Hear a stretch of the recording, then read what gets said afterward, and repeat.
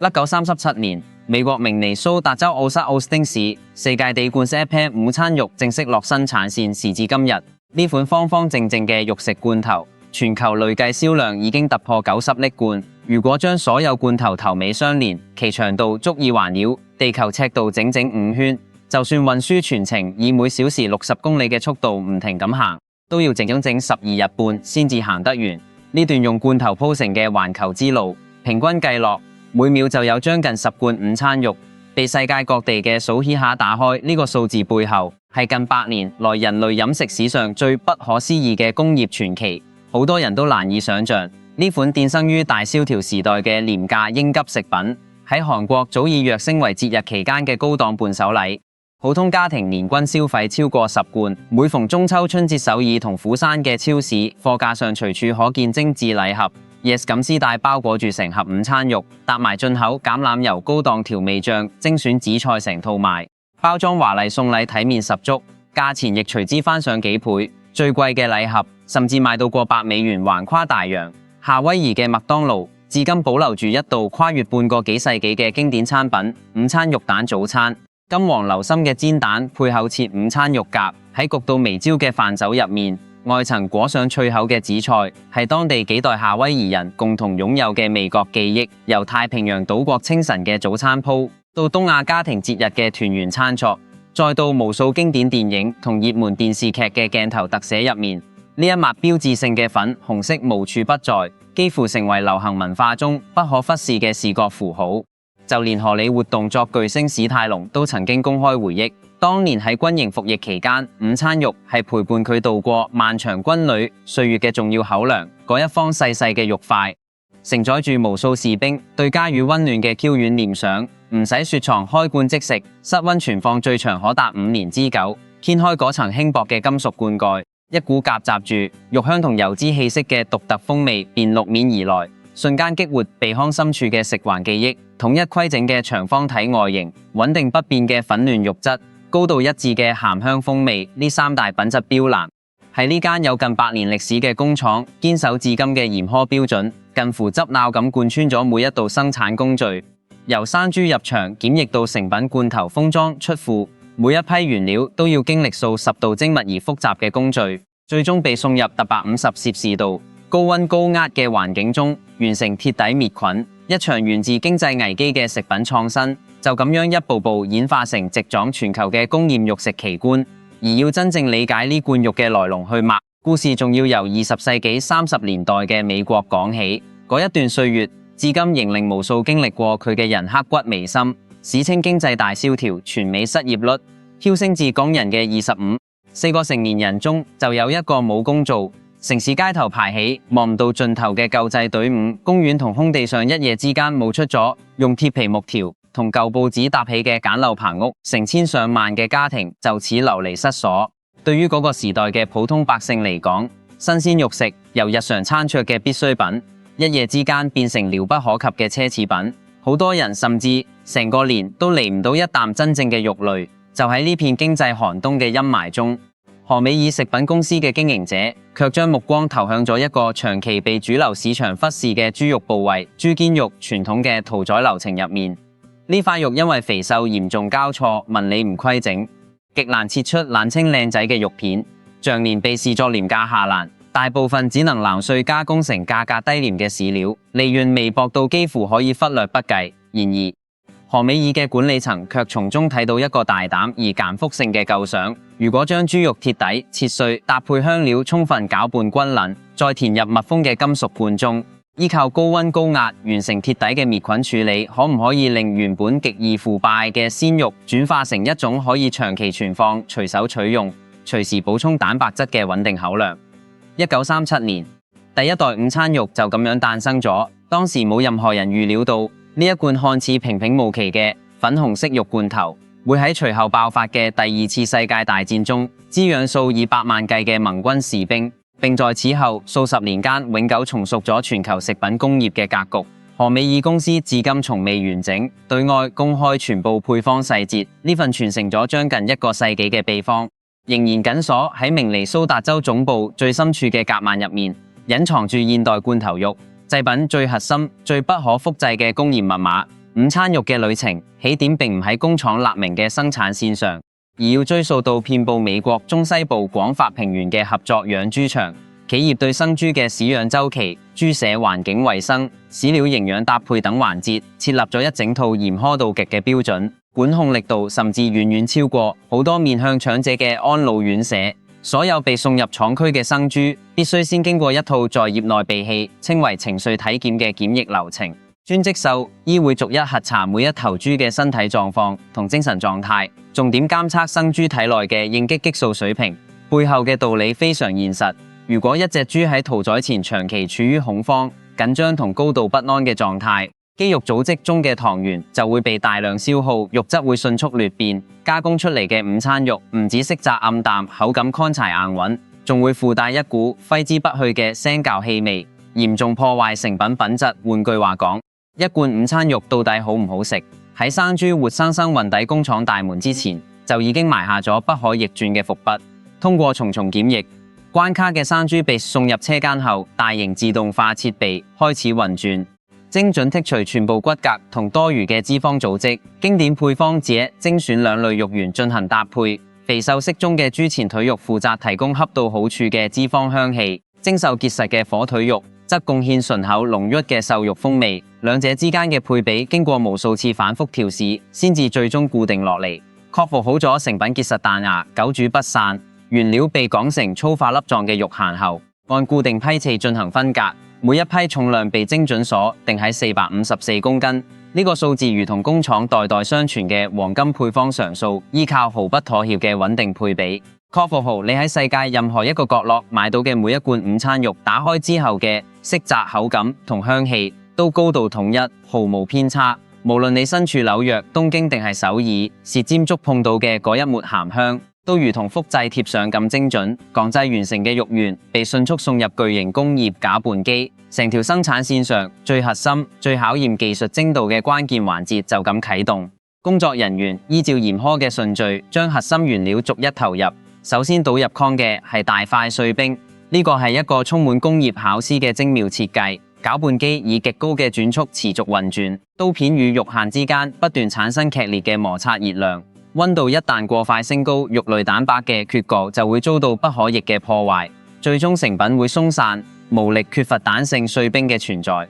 就係為咗持續吸收同帶走多餘熱量，將攪拌溫度始終穩定喺理想區間，保障肉餡保持細絲黏合嘅理想質地。第二種投入嘅原料係食鹽人類沿用數千年嘅天然調味品同防腐保鮮劑。第三種係白砂糖，佢嘅作用遠比簡單嘅增甜要複雜得多。既能有效中和鹹味嘅桃膩感，又能夠喺後續高溫加工中觸發經典嘅美拉德反應，令午餐肉表面生成一層色澤誘人嘅淺焦糖外殼。第四種係清水，佢嘅任務係將所有原料完美融合，鎖住肉質內部嘅水分，保障成品入口時嘅軟潤同滑嫩。成道工序中最為神秘，同時亦最易引發爭議嘅原料，就係精確到微克級別嘅微量亞硝酸氯。眾所周知，肉毒桿菌喺密封無氧環境中能夠釋放出毒性極強嘅神經毒素，僅極微小嘅劑量就足以對成百上千人嘅生命構成嚴重威脅。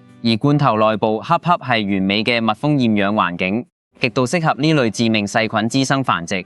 想要實現長達5年嘅室溫安全儲存，亞硝酸氯幾乎冇任何替代方案。與此同時，佢仲會與肉中嘅肌紅蛋白發生特定嘅化學極紅反應，牢牢鎖住午餐肉標誌性嘅鮮嫩粉紅色澤，有效防止肉質喺漫長儲存過程中因氧化而逐漸發黑變暗。所有原料投放完畢之後，攪拌機轉為低速模式，進行長時間嘅充分攪揉，肉碗逐漸形成均勻細塊、色作一致嘅淡粉色肉糜質地，濃稠如膏，肉眼幾乎分辨唔出任何顆粒感。攪拌成型嘅肉糜通過全密封嘅密閉管道，被直接輸送至罐裝車間。呢度堪稱成條生產線視覺衝擊力最強、節奏最緊張嘅區域。傳送帶上整齊排列住一排排經過環氧樹脂塗層處理嘅金屬方罐，呢種食品級塗層喺金屬與肉碗之間篤起咗一道堅不可摧嘅屏障，有效避免咗罐體與食材發生任何電化學反應，從而確保風味絕對純正、安全萬無一失。罐裝噴嘴以極高嘅精度定量注入肉糜，每一罐嘅淨重被電子系統鎖定到黑級，成條生產線以肉眼幾乎無法追蹤嘅速度高速運轉，平均每秒鐘就有數罐午餐肉完成灌裝工序，精準高效得如同精密中立嘅齒輪咬合。裝填完畢嘅罐頭隨即抵達封蓋工位，呢度係決定5年超長保質期嘅核心環節。封蓋設備首先以真空泵強力抽走罐內全部空氣，形成近乎絕對真空嘅低壓環境，再透過精密嘅機械壓力完成雙重港邊密封。密封精度嘅要求苛刻到近乎偏執，任何一個肉眼無法發現嘅微米級縫隙都可能導致整罐肉製品喺數週內鐵底腐敗變質，造成巨大嘅經濟損失同品牌聲譽損傷。經驗豐富嘅質檢員手持高亮度強光探照燈，逐一仔細檢查每一道罐體接縫，任何一絲微乎其微嘅瑕疵都會被毫不留情地直接剔除，絕對唔准有任何隱患流入下一道工序。封罐完成嘅罐頭被送入龐大嘅高壓滅菌倉，喺150攝氏度嘅高溫高壓環境中，連續處理將近1個鐘漫長嘅滅菌過程，同步完成咗3件至關重要嘅事。第一，肉望被鐵底煮熟，穩定呈現出嗰一抹標誌性嘅粉紅色澤。第二，所有具有活性嘅微生物同致病菌被盡數消滅，罐頭內部變成咗絕對無菌嘅純淨狀態。只要罐體本身唔發生破損，就可以實現經年累月嘅長久保鮮。第三，肉甜喺受熱質抵壓嘅過程中，會釋出少量濃醇肉汁，冷卻之後自然凝結成一層晶瑩剔透嘅肉凍，如同一層天然嘅保鮮屏障，緊緊包裹住成塊肉坯，持續鎖住內部嘅水分同複合風味。滅菌程序結束後，罐頭被立即送入梯度降溫區，迅速冷卻至室溫。生產線嘅最後一道質檢關卡再次啟動，逐一督查每一罐是否存在裂紋、密封缺陷等肉眼難辨嘅問題。只有全部合格嘅產品，先會被自動貼上嗰標誌性嘅藍底黃字經典標欄。標欄上清晰印住生產批號、日期同完整嘅配料說明。隨後裝箱馬上重型托盤，喺48小時之內，透過冷鏈貨車同鐵路貨運網絡緊急發往全美各地嘅分銷中心，再經由遠洋貨櫃船送往全球上百個國家同地區嘅港口同超市貨架。真正令呢款誕生於大蕭條時代嘅平民應急食品真正走向世界嘅係第2次世界大戰嘅爆發。1941年太平洋戰爭全面打響之後，美軍面臨住一個前所未有嘅後勤補給噩夢，數百萬美國官兵被部署喺橫跨太平洋星羅棋布嘅島嶼前線，而呢啲偏遠戰區幾乎冇任何似樣嘅冷藏儲存設施，新鮮肉類根本無法承受漫長海運嘅坎坡同高溫環境，唔使雪櫃開蓋即食，經得起長期存放嘅午餐肉罐頭，幾乎完美無瑕咁匹配咗戰場所有嚴苛需求。1941年至1945年間，數以億計嘅午餐肉罐頭被裝滿貨船，源源不絕咁穿越炮火奮飛嘅太平洋海域，送往各個激烈嘅交戰前線，成為美軍士兵餐桌上出現頻率最高、供應最穩定嘅肉食來源。然而長達數年幾乎從未間斷嘅重複食用，確實令大量美軍官兵對午餐肉產生咗強烈嘅厭倦情緒。有人俾佢改咗帶有自嘲意味嘅花名，例如戰時肉、斯薩姆、神秘肉、坑渠肉等等。軍營入面不乏拎佢嚟講笑嘅黑色幽默，但對於嗰啲飽受戰火蹂躪、物資供應極度飢牙乏嘅盟國百姓嚟講，每一罐從美軍補給線上流出或流入黑市嘅午餐肉，都係珍貴到幾乎奢侈嘅蛋白質補給。英國平民、菲律賓抵抗力量、關島同夏威夷嘅本土居民，以及戰後滿目瘡痍、百廢待興嘅韓國民眾都係如此。喺嗰個連一粒新鮮雞蛋都要當作奢侈品，再三斟酌先捨得食嘅年代，一罐午餐肉足以令一戶普通人家煮出好幾頓似模似樣嘅肉菜，令長期見唔到肉嘅餐桌重新飆起油香。呢份由戰爭遺留下嚟嘅深沉味覺記憶，並無隨住和平嘅到來而消散，反而喺漫長嘅歲月中持續沉澱發酵，最終深深植入咗韓國嘅國民飲食文化，成為數代人腦海中共同擁有難以割捨嘅味覺基因。今日嘅韓國人為了呢款粉紅色方肉，開發出咗數量驚人、花款繁多嘅本土化食法：午餐肉拌飯、菠菜煎午餐肉、紫菜午餐肉飯、受韓式煎餅配厚切午餐肉。而部隊羅比更加將佢奉為絕對無法替代嘅靈魂角色，少咗嗰一塊粉紅色嘅午餐肉，成煲熱辣辣嘅濃湯就胖紅，失去咗最核心嘅風味落點。由熱鬧喧嘩嘅街頭小食，態度隆重正式嘅婚宴酒席，由尋常人家嘅日常便飯，到精緻包裝嘅節日饋贈，午餐肉嘅身影幾乎無處不在。人們好難相信一款誕生喺美國經濟大蕭條時期嘅工業應急罐頭，喺跨越咗1萬幾千公里嘅太平洋之後，竟然能夠喺韓國同東南亞根發芽枝繁葉茂，演化出如此豐富多彩、自成一派嘅飲食文化體系。時至今日，全球90億罐嘅銷量紀錄仍然以驚人嘅速度持續刷新，年產量以億為單位穩步攀升，絲毫冇放緩嘅跡象。好多人深入了解呢段歷史之後，都會由衷感納，佢誕生喺美國最寒冷嘅經濟冬季，借助世界大戰嘅炮火，傳遍世界嘅每一個角落，最終喺東亞嘅餐桌上被重新定義同升華。呢個大概係近現代食品工業史上最為傳奇、最具戲劇性嘅故事之一啦。由明尼蘇達州工廠入面晝夜納命嘅生產流水線，到太平洋上空硝煙漫漫、炮聲不斷嘅慘烈戰場，再到首爾同東京超市入麵包、裝精、身價倍增嘅節日禮盒，一罐看似簡單嘅午餐肉就咁樣走過咗將近100年嘅漫長旅途。嗰啲精確到秒嘅溫控攪拌工序，苛刻到近乎偏執嘅密封同滅菌工藝，以及跨越大洋嘅長途運輸，最終將所有嘅工業化努力全部凝結成你餐桌上嗰一塊粉嫩鹹香、方正軟清嘅肉食。下次當你掀開嗰一層薄薄嘅金屬罐蓋，用叉輕輕取出呢塊肉塊時，不妨暫時放低手中嘅刀叉，合埋眼，凝一凝神，等味蕾停留多1-2秒鐘。舌尖品嚟到嘅，絕對唔只係經過數十年反覆調校而成嘅香料，配方隱藏喺嗰股濃郁肉香背後嘅，係經濟大蕭條時期普通美國人喺絕望中迸發出嚟嘅生存智慧，係二戰烽火中維繫咗數百萬生命存續嘅緊急補給，亦係跨越民族與國界，歷經數代人口耳相傳融合而成嘅獨特飲食文明切片。如果你中意今日呢期內容，歡迎點讚、訂閱，我哋繼續一齊拆解啲藏喺日常食物背後、波鬆壯發、動人心魄嘅歷史故事。